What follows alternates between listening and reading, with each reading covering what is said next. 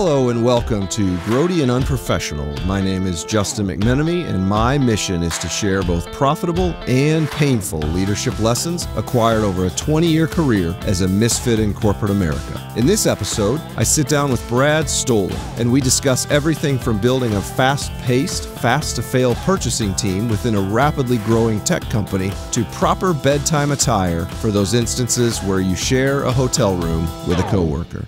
Brad, welcome. Thanks, Justin. It's good to be here. Right out of the gate, I want to tell a story. It's actually the story that started your and my friendship. I'm actually terrified to hear what you're going to say, but yeah, go ahead. I joined Precision Planting right around the end of 2013, and about the mid of 2014, there was a farm show in which thousands of people all go to the same place. A farm show, it happens to be out in the middle of nowhere. And so every hotel gets booked a year in advance. You and I were both at the farm show together, and we went back to the hotel, and I think I was in front of you in line, and there was about 30 people all checking in to our hotel. And as I remember it, I got my key and I start heading, and then I hear you having a conversation. That's right. And help me understand, what was that conversation? So that conversation went something like this. You had just checked in right ahead of me, and I hear the exact same room number read off to me as what was just read off to you. And I think your tolerance and your comfort level for that is probably a little bit different than what mine typically is. Right. So that was bad. That was bad news for you when you found out that you and I would be sharing a hotel room. And that was not directed at you specifically. That was more directed at the situation. At the end of a long day, you're looking for a place to kick back, to relax, to be in your own comfort zone. But I remember hearing that and actually having a brief argument with the lady behind the desk saying, right. No, my friend here, that was his number. And she said, yes, we have you both booked in the same room.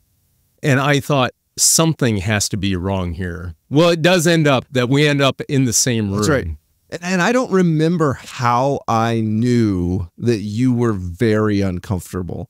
I don't remember if it was another employee told me you weren't going to be a big fan of that, or if I was reading the room, no pun intended. I remember you left the room to go talk to your wife on the cell phone. I was still in the room, and I called my wife and I said, I think he's really hating life right now. Yeah.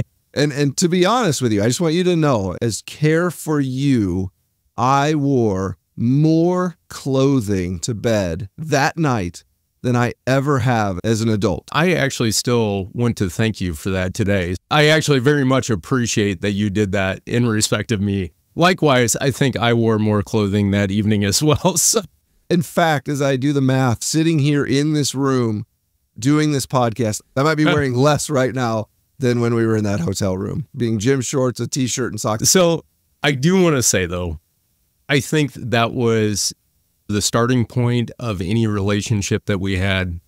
I think we found out that a lot of our lives overlap in quite a few different ways. And mentality and approach and passion. Honestly, it was an awesome opportunity to get to know you, to get to know Precision Planting, the business, to get to know the history of it. That was over 10 years ago, and here we are today, still passionate and aiming for the same things. Yeah.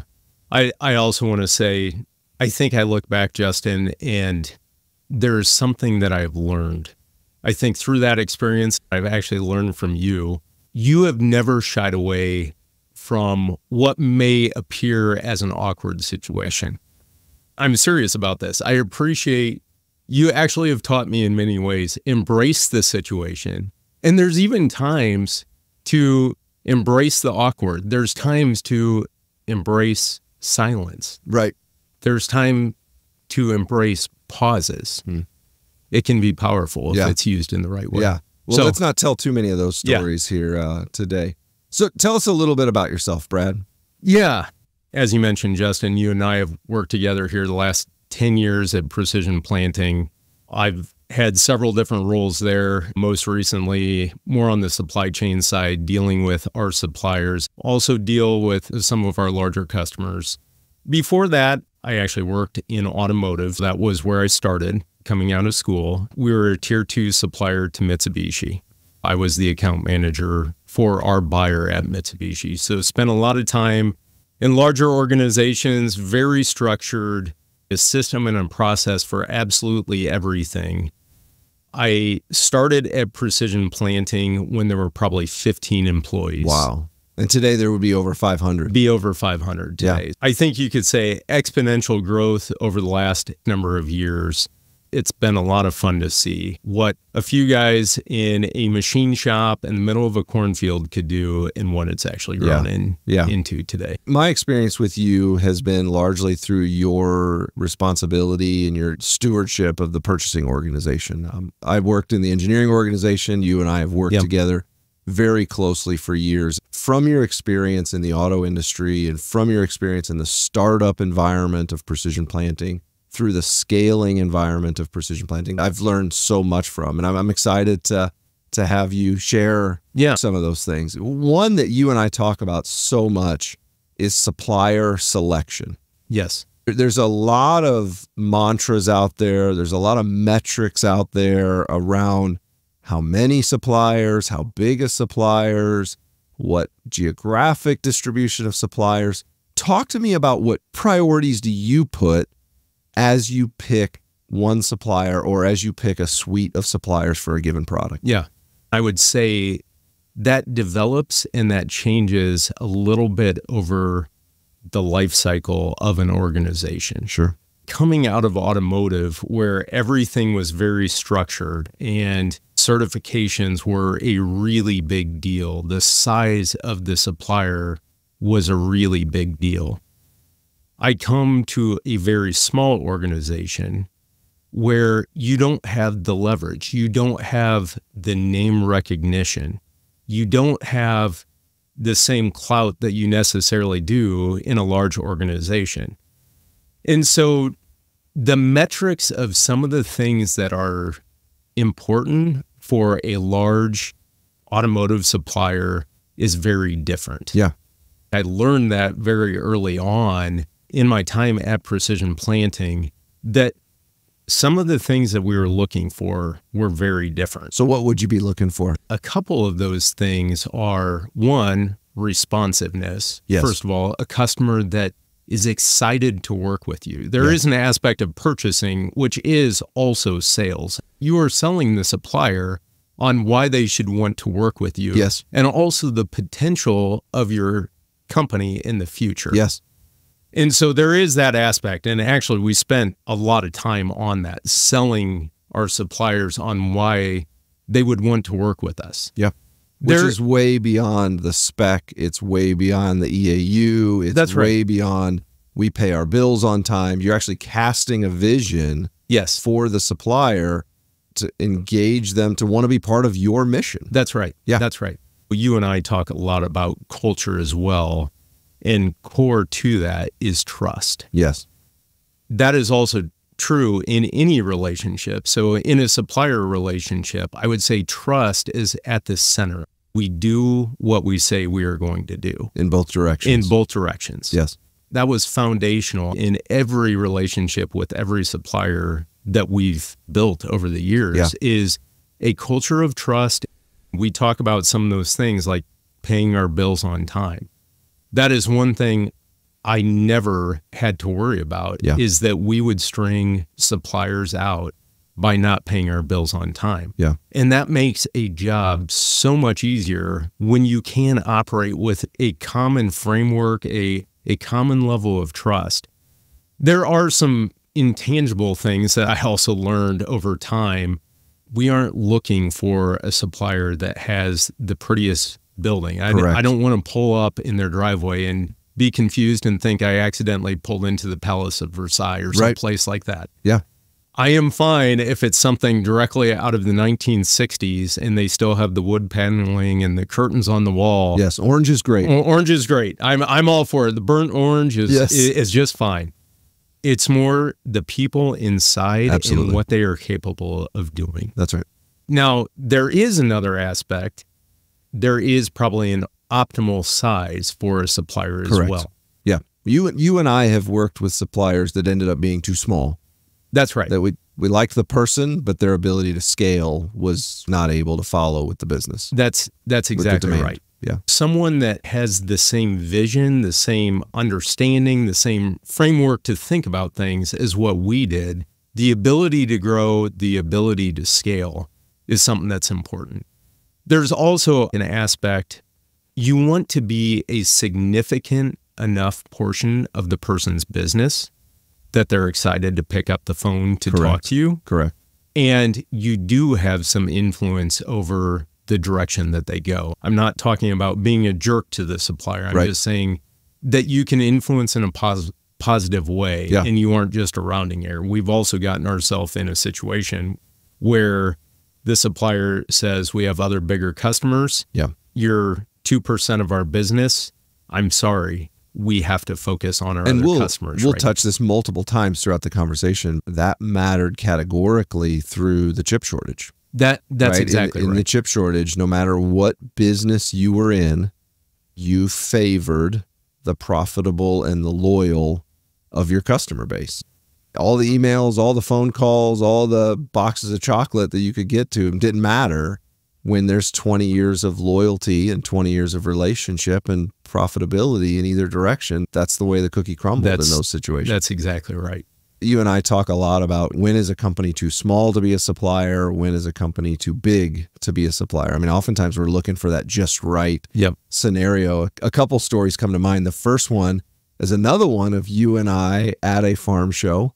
We had just launched into a new product category. And this was right at the cusp of precision planting becoming known nationally. You and I were hoping to get a supply agreement with a nationally known supplier. At the end of the farm show, you and I walk over to the booth and we introduce ourselves and we say, hey, Brad Stoller, Justin McMenamy from Precision Planting. We're launching a new product. We'd like to have you be a supplier. And he clearly had never heard of Precision Planting. He clearly had never heard of us because the picture is in my mind. He didn't take off his sunglasses and he didn't even turn his body to like address us. He stayed at an angle to us and just looked off into the horizon and barely even answered the questions. As I remember it, he even had a hard time getting off the lawn chair to come and talk to us. So yes, we clearly were not recognized when we walked into that. And so we walk away and I remember thinking like, well, okay, I guess we're gonna have to find another solution. Seemingly he went home or went to the hotel and he Google searched Precision Planting because the next morning before the show opened, he was in our booth asking for Brad Stoller and Justin McMenamy, and turned out to be a good supplier over time. Yes. And I think actually we ended up being, I heard, a top 5 that's right, customer of their entire business. His opening gambit was to ignore us because he'd never heard of us. Yeah, so it is true. I guess that's true also on the customer perspective. Yeah. Don't underestimate or don't assume that you know who the person is. Right. That is a perfect example, I think, of suppliers that do not understand. And I do think you and I did a pretty good sales pitch actually on the potential that went along with this project, and that proved out to be true. That's right. A phrase that you use often, and it's a great phrase, is your success is our success. Explain what that means. When you say that to a supplier, what does that mean? In a situation working with any supplier, we want it to be mutually beneficial. We want them to be a profitable company. We want them to be successful. And their success is going to equal our success if they can deliver on the costs that we're looking for, deliver on time, and they can deliver the quality that we're looking for. Yeah. With many of our suppliers, we actually have a pretty open book relationship with them where we understand what they are doing. This is all within reason. Yes. If they have way too much glass and brick and all the nice things, that probably isn't a supplier that's going to be a great fit for us. Right. But we do want them to be profitable. Yep. We want them to make money. We also want to understand what the market rates are. That's right. And we will hold our suppliers accountable Right. as well. The joke that you and I use in the car on the drive home is we do want their success, but we also don't want our name on their corporate boat. Yes. We don't want to make them to be so successful that they're buying corporate jets at our expense either. That is correct. That probably would not be a great fit for us as a supplier. That's right. That is very true. That's right. Another part, you've already mentioned it, is trust. And part of trust is an openness and a candidness. Yes. How do you foster openness and candidness with a supplier? Some of it develops over time. And I think Yes. it goes back to something that we touched on earlier. If we do what we say we are going to do, and the supplier does what they say we're going to do, that trust is fostered. Yeah. They know that we are going to stand behind them. They know that we are not going to point the finger and blame them for issues that aren't theirs. Yes. They know that we are going to come side by side with them in a tough situation to try to come up with a solution to fix a problem. Yeah. I've heard you say before, I need the bad news as fast as possible. That's right. And that's earned. Yes. Because if we as a customer then beat them over the head with their own bad news, if you pester them and you bother them and you beat them up because of the bad news, you're never going to get that news. No. There's been a lot of times in our business that getting the bad news fast was very helpful for us to make an adjustment. And you only get the bad news quickly when there is trust and there is safety in sharing that news. That's right. There's another aspect too. We have tried to foster an environment where there is a pragmatic approach in looking at data, objectively looking at data and coming to conclusions. I have never been a fan. I came out of this in automotive, heavy-handed tactics where Right. you're pounding the table in negotiations with suppliers. Right.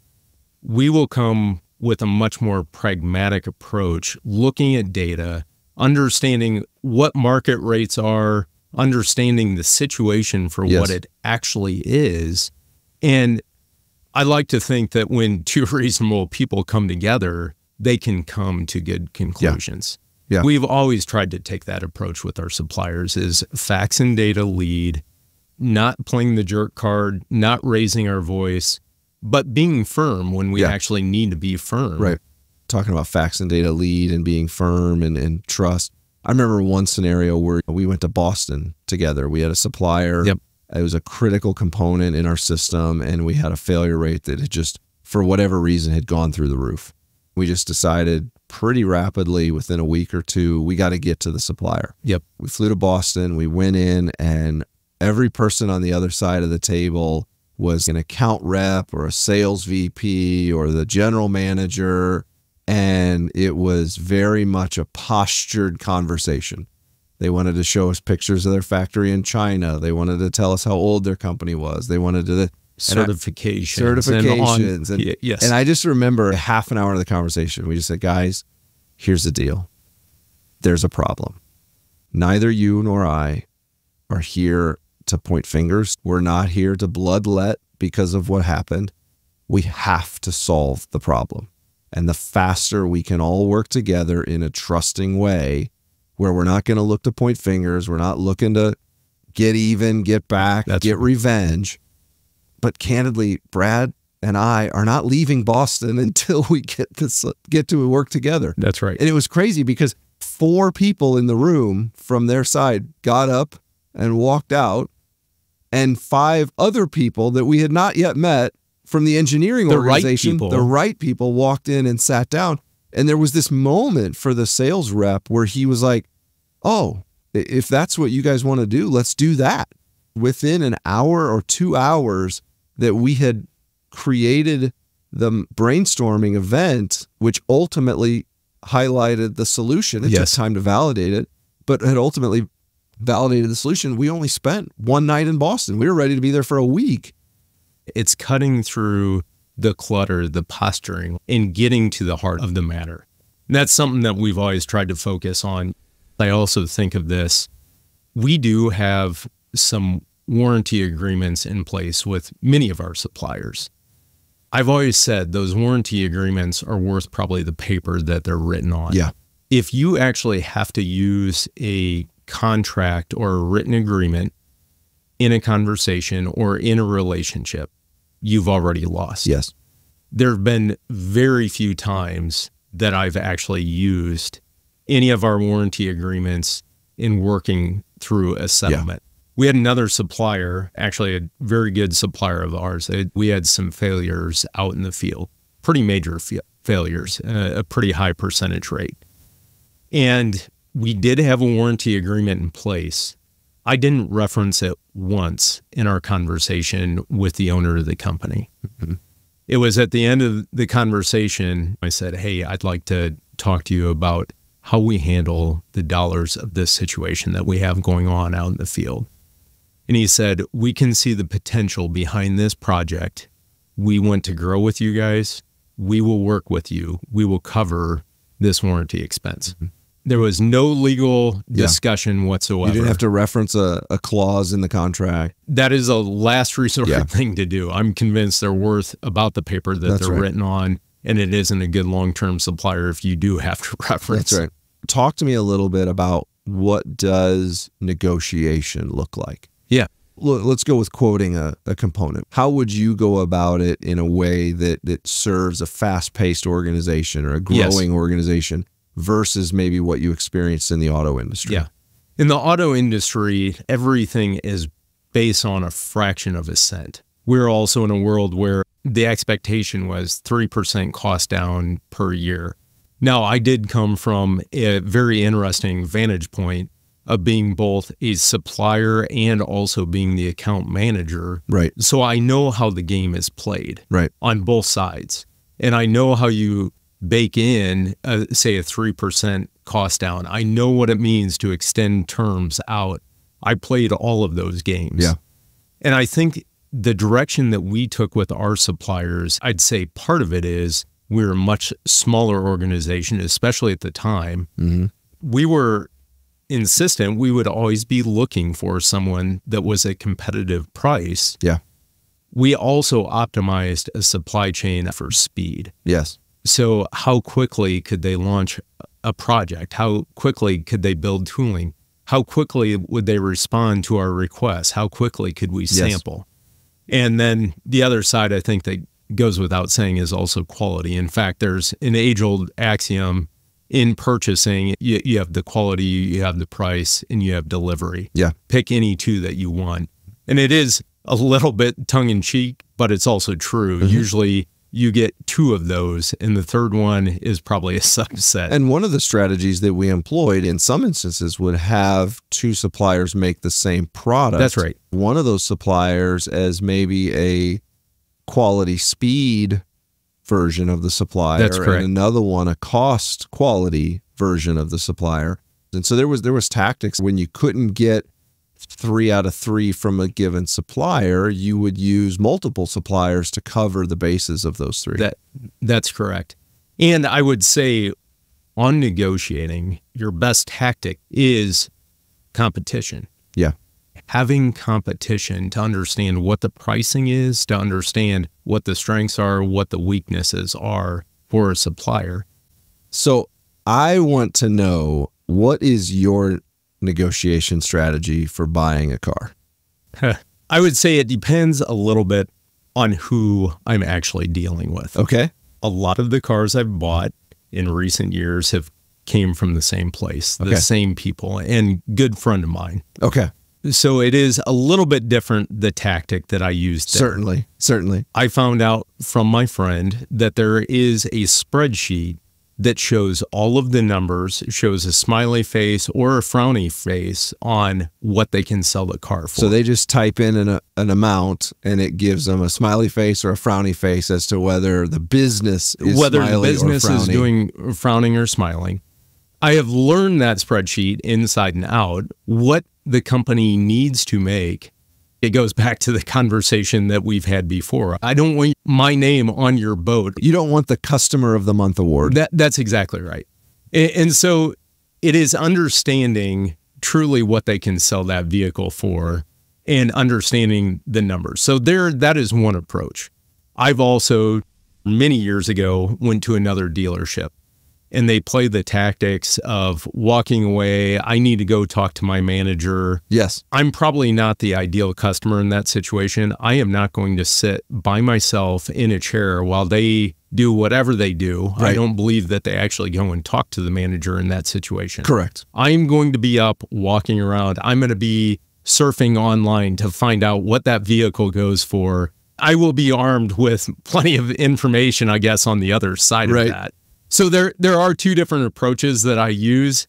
I guess it depends on who I'm negotiating. That is hysterical, Brad. I don't think you've ever told me the going to the manager story. Yes. And that's why you and I have gotten along so well for 10 years. I do the exact same thing. I'll tell you a quick story. In August of 2008, I was buying a truck. And in August in Illinois, it is steamy. It's pretty hot. I went midday and we're negotiating on this truck, and we're sitting in the office, the air-conditioned office, and the salesman says, I need to go talk to my manager, which I'm the same as you. I don't think he's actually talking to the manager. Yeah. I think he's taking a smoke break. I think he's eating a piece of cake. That's right. I don't know what's happening, but he's not talking to his manager. He leaves the office, and I do a 5 count, and then I leave the office. And I went out into the parking lot, and I stood amongst the full-size trucks, and I may have crouched down ever so slightly so that you couldn't see me from the building. Okay, I was just hiding in the trucks, right? Amongst the trucks. Now, he has a full suit and tie on, and I'm wearing basically what I'm wearing right now, gym shorts and a t-shirt. I see him come out of the dealership, and he's looking around the parking lot, and I let him walk the parking lot for about 5 minutes. He comes over by the trucks. I'm like, oh, hey, good to see you. And he's like, where have you been? Oh, I just wanted to give you the time to talk to your manager. I didn't want you to rush. I just figured I'd come out here and look at the trucks. So we go walking back into the dealership. He is pouring sweat. I mean, he's just pouring sweat awesome. off of him. We sit back down at his desk, and he gives me the number. And of course, I don't want to pay the number. He's like, well, I need to go talk to my manager. As he goes to stand up, I reach for the handles on the chair as if I'm going to get up too. And he just goes, stay right there. Don't move. I'll be right back. And that time he was. And he was back pretty quickly the second time. In fact, that reminds me, one of them that I went and talked to, I said, I'll come with you. And if you break the conventional norms, it throws them a little bit off their game. And I think there are times when you need to break conventional norms in a negotiation. I think you nailed it on the open when you said that one of the things you've learned from me is to embrace the weird. That's right. As you know, having been in hundreds, if not thousands of meetings together, you and I with suppliers, there are times where embracing the weird is what you got to do. No, that's exactly right. So we've talked about suppliers. We've talked about negotiation. Let's talk about how to build an organization. As an organization grows larger, it's not you negotiating all the time. It's not you or I going to all of the meetings. How do you build an organization, processes, structures, approvals that takes the spirit and essentially allows that kind of approach that you described to scale? Yeah. What are some of the approaches that you take in that way? This is something I know you and I have spent a fair amount of time wrestling through. Yeah. As you grow an organization, the tendency is to bias towards a system and a process being in control. Yes. Something that we have been very thoughtful on is how to still keep the people in control. Yes. Put systems and processes in place where they're needed, but nothing more. Mm-hmm. And I think this goes back to the overarching thing that we talked about, which is trust. Yeah. And if you are in an organization where you don't trust one another, you are going to build systems and processes and approvals and everything else for the least common denominator. Yeah. We were very thoughtful on putting in place systems that were where we will verify but not something where we will hold up a process. We will verify on the backside, but have trust on the front side of an approval process. I think of a purchase order system that we put in place. And it was very much in the spirit of let people make decisions as if they were the ones running the company. And that's the spirit that we would try to put in place is buy something if you need it, but use common sense also when you do it. There needs to be some thoughtful justification behind it, not justification necessarily to other people, but we could also go back and we could verify that those decisions were good.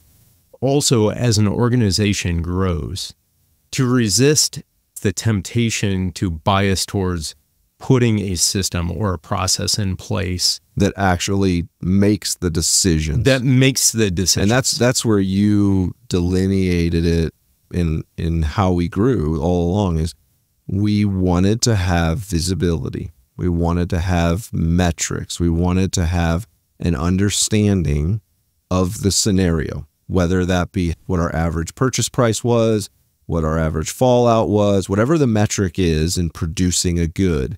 We wanted that to be informative to a decision maker. That's right. To a discerner, to a person that could look at the totality of a situation rather than someone that was handcuffed by some process document that was created in an ivory tower that generally assumes that everyone is nefarious. Like that's usually how That's usually how process documents are written, is assumes everyone's trying to cheat you. And what ends up happening is employees that thrive off of trust, employees that have the ability to discern, their wings are clipped in those decisions. A big part of what we've done is bringing in employees that are trustworthy. I'm aware of, off the top of my head, 3 employees that we've had to separate with over the years because they broke trust. Whether it was a purchase order system, whether it was a company credit card, they willfully and repeatedly chose to abuse the system. And there is a temptation to then lock it down, prevent it from ever happening again. Another way to say it is then to manage to the least common denominator. We always try to focus on is to equip the high-performing, high trustworthy, ownership mentality employees and have enough metrics and visibility in place so that underperforming, untrustworthy employees would know there are eyes, and then those eyes would, if they caught them, that employee was done. There was a no questions asked policy. If you've broken trust in an environment like that, that's the end. That is true when it comes to employees. That's true when it comes to suppliers. That's true across the board. There is a zero tolerance for lying or inaccurate information. And I think understanding that as the framework, or understanding that, I guess, as the foundation of any relationship has to be key. You have to go back to that. You know, I think of a larger organization. I was talking to some individuals there. In fact, you may have even been in on one of the meetings, but they were talking about the system or the process for using a 3D printer. A 3D printer was under lock and key by this organization. And the engineers could not actually print unless there was manager approval. I'm just going to say that does not engender trust in any employee if you can't make a decision of something less than $200. You have a $100,000 to $150,000 employee working on a multi-million-dollar R&D project that has hundreds of millions of dollars of impact to the business. And you hand a key to the manager as if he's a kindergarten teacher protecting the Oreos. It's madness. We do operate on a system of trust. And like you said, there are times you can put the reports, you can put the metrics in place, to actually verify that some of these things are real. That's been the direction that we have actually biased on it. There was something earlier that you said as well on metrics that I think is key. And I can't remember if it was Peter Drucker or exactly who said it. Something to the effect of what gets measured gets managed. Yes. That can be a very positive thing. It can also go in the opposite direction where you are measuring the wrong thing. And that is what employees are managing the system, the process, their day to. I think it's important for all organizations and for all leaders, all managers to go back and reevaluate from time to time what the metrics are that they're actually looking at and saying, are these the right metrics? Are these the one that we truly should be looking at? Yep. Or has this changed? Do we need to be looking at something different?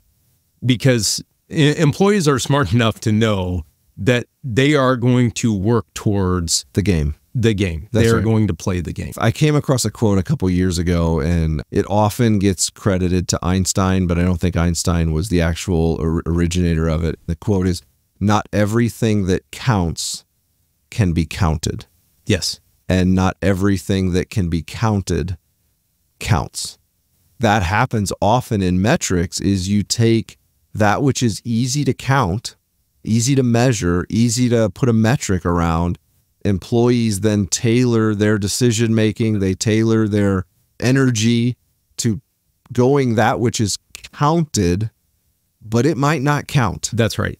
And oftentimes the parts that are the hardest to count in the business, the hardest to create a metric on, matters greatly, but it's difficult to measure. If you go to truly just a metrics-driven organization, you're going to be mostly driven by what is easy to measure, not necessarily what is most important. That's exactly right. Actually, I was just recently talking to a good friend of mine who runs a company. And he said out in their factory, they have TVs that show the key metrics. He would look at those. Every single one of them was green, showing that we're doing an awesome job in every single area. He went to the managers and he said, I'm going to take that down and I'm going to put a picture of a smiley face that says, we are awesome at everything, because it means the same thing. We aren't measuring the right things if everything is green and we don't think that we can get better. Right. There is an aspect as well. What is the correct measurement? What is the correct metric that we should be looking at? Another part of the organizational architecture that you and I have spent so much time on over the years is speed. Yes. And creativity. Yeah. Compare and contrast your experience in the auto industry. What does it mean? Not only how do you get speed and creativity, but what does that mean for the downstream customer, for the downstream business to have speed and creativity? Yeah. In automotive, I want to say that is different in some ways from, say, our experience at Precision Planting. Yeah. You are dealing with safety aspects. That's true. For example, you wouldn't want your airbag supplier to be like, in 3 weeks, I came to market with this airbag and I've shortcut a lot of circuits. I'm not certain whether anybody from Takata listens to my podcast. Well, Takata was not, one of our suppliers. Maybe that's what they did. Yeah, and I think they may have. So it is to say we could be comparing apples and porcupines. No, I agree with that. I agree with that. But from the point is, not every industry can have the speed and the creativity. Creativity. Fair. Here is an aspect that we have focused on. Again, I think it goes back to a foundation of trust, but it also goes back to proximity. Yes. And communication and understanding. I know a phrase that you have said often, and it resonates, is communication travels along relationship lines. Yes. I'm sure there's a formula for this. Every foot creates that much more friction in communication. Sure. Every foot resistance, that a person sits apart, there's that much more resistance in communication. And there's been a reason why from day one, we integrated procurement and engineering into the exact same organization. Yes. Everyone has each other's cell numbers. We know where each other sit. We'll communicate with each other when issues arise. Yeah. And there's immediately, there is not a delay in the communication. Yep. And there's not a defined path by which information goes to a supplier. That's right. Or information comes in from a supplier. There's a lot of companies that say salesmen talk to customers, purchasing talks to suppliers, engineering is a bunch of nerds and they can't talk to anybody. We want information to flow most quickly. We found that having engineers that know the production managers at the supplier, we have engineers that have attended the weddings of production suppliers, production employees, that aren't at our company. That's right. That are of our suppliers, because that engineer spent 6 months on the floor with the production supplier, getting the production up and running. We've had suppliers give us the keys to their facilities so that we could go in over the weekend when we were trying to problem shoot. That happened personally. Yeah. Yes. I needed to be in there on a Sunday afternoon, and the owner of the business said, here's the keys to the factory. Yeah. And so myself and 2 other employees and the janitor were in the building on Sunday afternoon working on the product. And I think just talking about communication flowing along these lines, there's also organizations, they look at the hierarchy. In communication, it has to go to your boss, and your boss has to talk to the other boss. And as leaders in the organization, you're playing this game of telephone. Yes. And that has been something that I believe we were very conscious about, not playing that game of telephone and just having the communication happen as direct as it possibly could at any level within the organization. Yep. Title isn't the thing that mattered there. That's right. It was correct and accurate information where I could go and talk to any engineer, any manager at any time. Likewise, any engineer could come and talk to any procurement person at any time. Growth is chaotic, yes. Right? And what you're trying to do as a leader is to minimize the impact of that chaos, but you're never trying to take that chaos to zero. The only entity that has zero chaos is a dead entity. That's right. That's right. A stale entity, a stagnant entity. And so growth brings chaos with it. And I think you touched on this too. The key is what you do when that chaos exists, how you manage through those difficult times. Yeah. That is the true differentiator between organizations, is how you navigate that. You had brought up earlier the chip shortage that we went through the last several years. There were weeks there where we were receiving bad news on 5, 6 different component parts on a daily basis. Yes. After a while, it becomes overwhelming, but we created clear communication paths and systems, the spreadsheets, in many cases, shared spreadsheets across the organization on how we manage this, how we understood how many we had left, how we did allocations between our different sales channels. And a lot of that was direct communication with each other and just trying to stay in sync on how we manage that. It wasn't anyone looking to point a finger and blaming anyone else. It was everyone trying to solve the same problems together. You touched 2 really important points there. One is we also weren't doing this on a daily meeting. That's wasn't, right. We didn't set up an 8 a.m. meeting where God and country comes into the war room and decides, what are we going to do with the information that came in over the last 24 hours? These decisions were made at the purchasing and at the engineer level.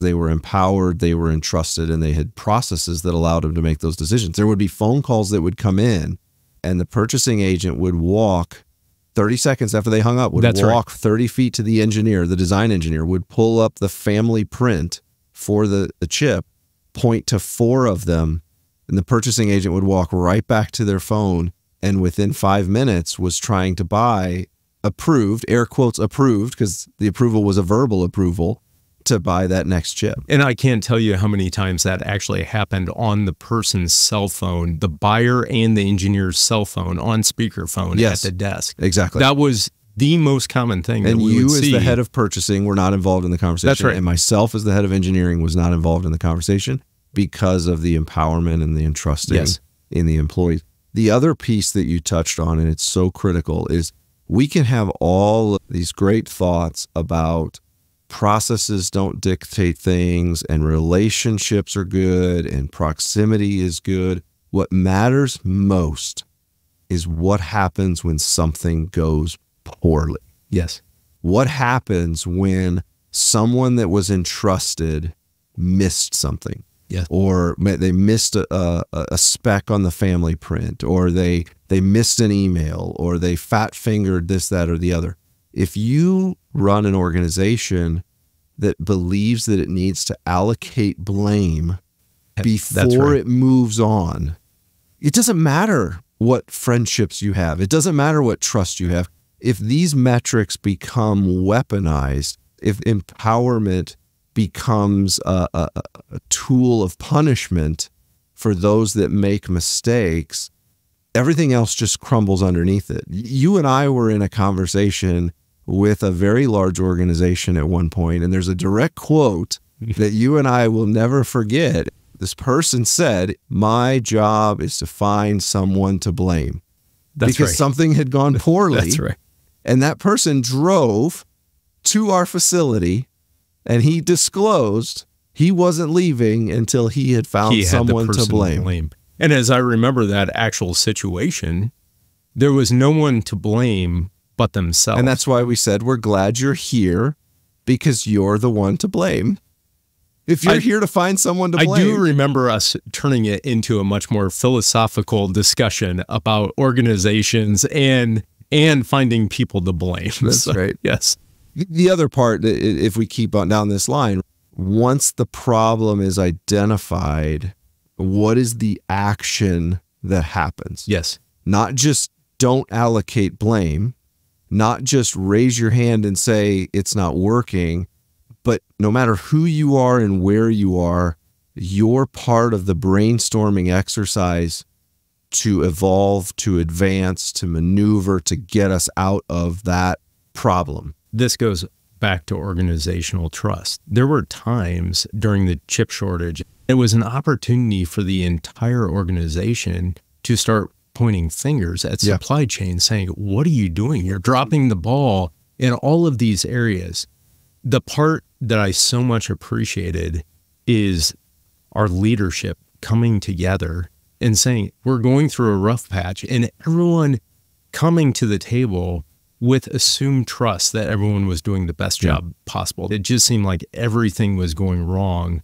I just remember you couldn't make this stuff up. One day we were having parts expedited into us, and the LTL truck that was carrying the parts down to us caught on fire along interstate and burned to the ground. Right. I'm like, you can't make this up. I mean, if you would have told me feral hogs took over a facility and ate our parts, I would have believed you that day. Right. I remember others coming saying, hey, we'll get through this. Let's figure this out. We can communicate what the current state is.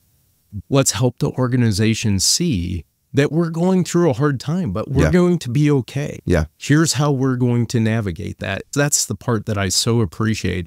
We each have our turn in a hot seat. We do. Where things aren't going right, but the rest of the organization coming alongside and helping and encouraging and saying, how can I help? That's right. Rather than saying, why are you hurting? That's exactly right. That is a key differentiator right there.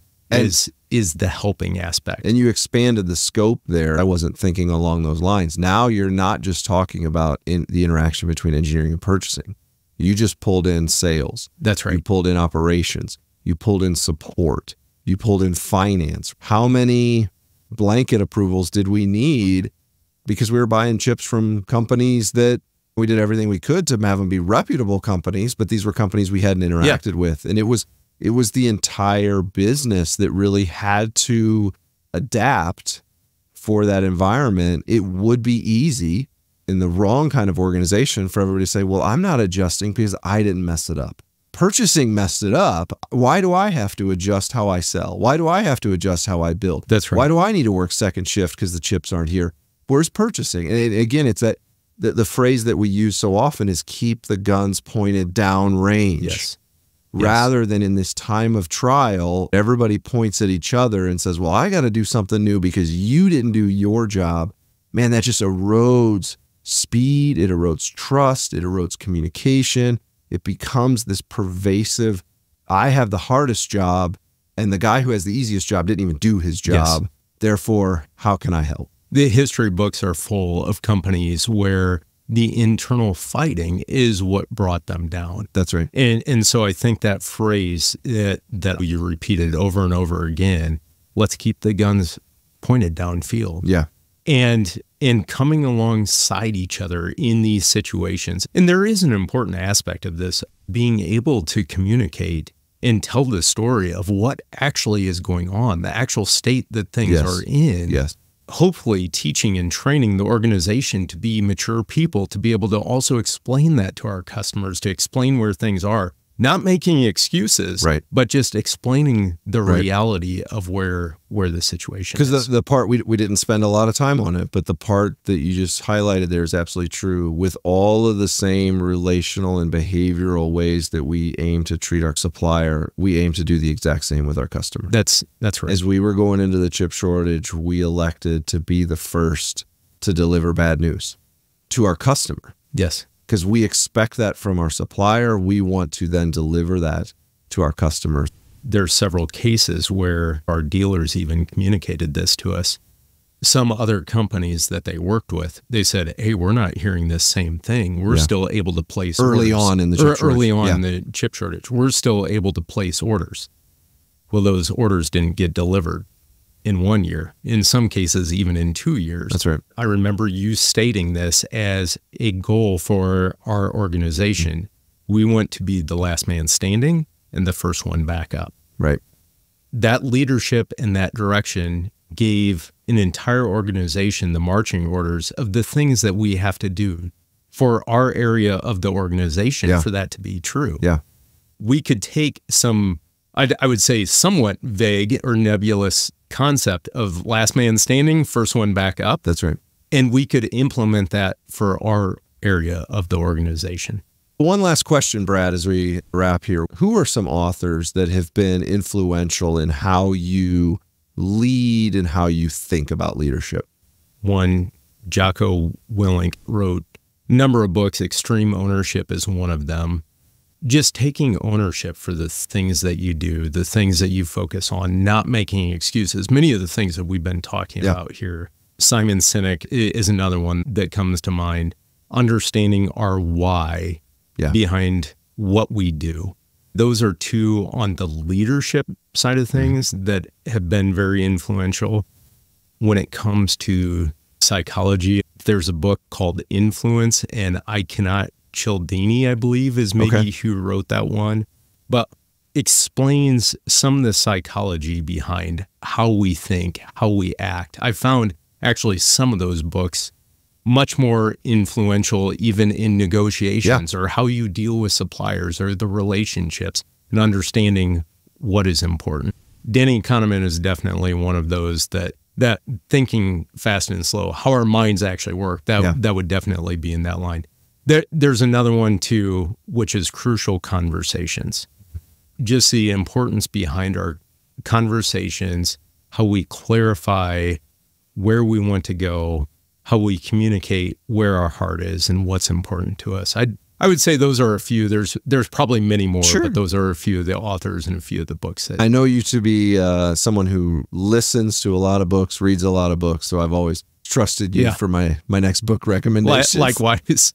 Likewise. Awesome. Well, Brad, I can't thank you enough for coming and hanging out and talking to me and to the 4 people that listen to this podcast about your experiences in leadership and in growing businesses and leading organizations. I'm really thankful. No, thanks, Justin. This has been a lot of fun catching up and reminiscing. Absolutely. Thanks. If this conversation was intriguing and you would like to learn more about building and empowering an organization of trustworthy employees, I would love to hear from you at justin@grody.io. If you work for a large organization and a significant portion of your role involves hunting for someone to blame for missed metrics, you can drop me a BBM on my Cork 6230. Thanks for your time. Let's do this again soon.